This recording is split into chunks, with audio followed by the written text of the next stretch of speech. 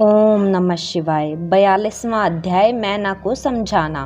ब्रह्मा जी बोले, नारद जी, यह देखकर दासियां भागकर वहां आई और अनेक प्रकार के उपचार करके मैना की मूर्छा दूर की। मूर्छा से जागकर मैना रोने लगी। फिर तो अपने पुत्र पुत्री नारद सप्तऋषि आदि की निंदा करते हुए बोली, नारद, तूने ही मेरा सत्यानाश किया है।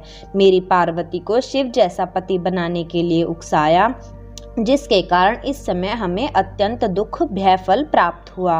हे विधाता, मैं क्या करूं? कौन मुझे इस अपार दुख से छुड़ाएगा? अब मैं किसी को मुंह दिखाने को भी नहीं रही। लोग ही मुझे क्या कहेंगे? किसको कन्या दे डाली? भला वे ऋषि कहाँ हैं? यदि मुझे दिखाई दे तो मैं उनकी दाढ़ी नोच लूं। ब्रह्मा जी बोले, नारद जी, इस प्रकार हाय हाय करती मैना सीधी पार्वती के पास पहुंचकर उसको खरी खोटी सुनाने लगी।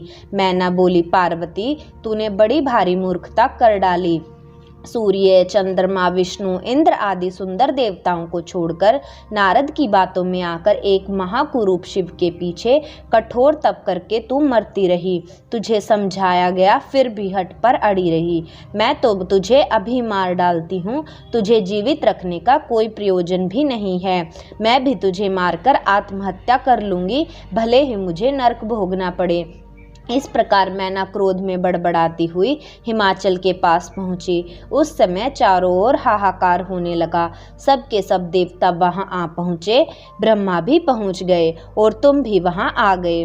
तब तुम मैना से कहने लगे, मैना देवी, तुमने शिव स्वरूप देखा ही कहाँ है? अभी जो कुछ तुमने देखा है वह तो उनकी लीला मात्र है। मैना जी, आप क्रोध को त्याग कर स्वस्थ हो जाओ, कार्य आरंभ करो। इतना सुनते ही मैना भड़क कर बोली, नीच नारद, मेरे सामने मत आ।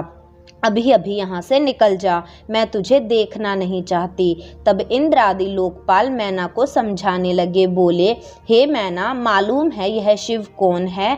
यह जगत के स्वामी हैं। तुम्हारी कन्या के तप द्वारा प्रसन्न होकर ही तो उन्होंने पति होने का वर दिया। देवताओं की बात सुनकर मैना देवताओं को भी फटकारती हुई शिव को कन्या न देने के लिए कहने लगी।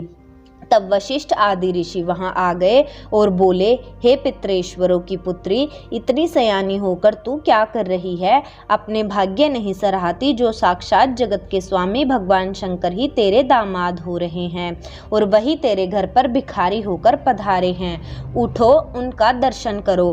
तब तो मैना को और भी क्रोध भड़क उठा और बोली, तुम सब यहाँ से चले क्यों नहीं जाते? मेरे सामने मत आओ। मैं तो शिव के साथ पार्वती का विवाह कभी नहीं करूंगी। तब तो हिमाचल भी वहां पहुंच गए और बोले, प्रिय, इस समय तू क्यों अज्ञानी हो रही है? देखो, तुम्हारे घर देवता एवं ऋषि पधारे हैं।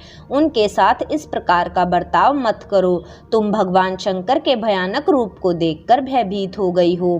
भय करना छोड़ उनके मंगलमय रूप का दर्शन करो। विवाह का काम शीघ्र आरंभ करो। यह सुनकर मैना कहने लगी कि हे स्वामी, शिव के साथ तो पार्वती का विवाह नहीं होगा। मैंने विचार कर लिया है कि पार्वती के गले में रस्सी डालकर इसे किसी ऊंचे स्थान से नीचे की ओर गिरा दूं, जिससे पार्वती ही ना रहे।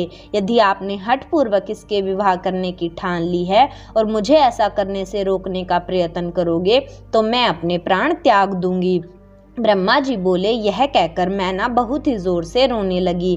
तब तो हे नारद जी, मैं स्वयं वहां पहुंचकर समझाने लगा। ब्रह्मा ने कहा, हे मैना, तुम तो व्यर्थ में ही इतना बखेड़ा कर रही हो। भगवान शिव तो अनेकों रूप धारण करते हैं, अनेकों नाम वाले हैं। सृष्टि का पालन तथा संहार उन्हीं के हाथों में है।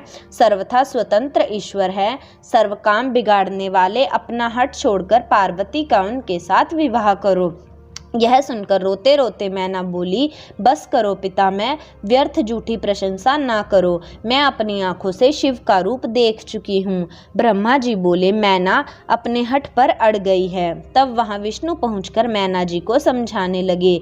विष्णु जी ने कहा, मैना देवी, तुम तो पितरेश्वरों की पुत्री हो, धर्म का आधार लेकर चलने वाली सयानी हो। इस प्रकार हठ करना तुम्हें उचित नहीं। शिव का भी तुमने देखा ही क्या है? वे तो निर्गुण भी हैं, सगुण भी हैं, सुंदर भी हैं। सभी उनका पूजन करते हैं। वे ही सज्जनों की गति है। मूल प्रकृति ईश्वर एवं पुरुषोत्तम को प्रथम इन्होंने ही रचा है, इन्हीं से ही मैं तथा ब्रह्मा उत्पन्न हुए हैं।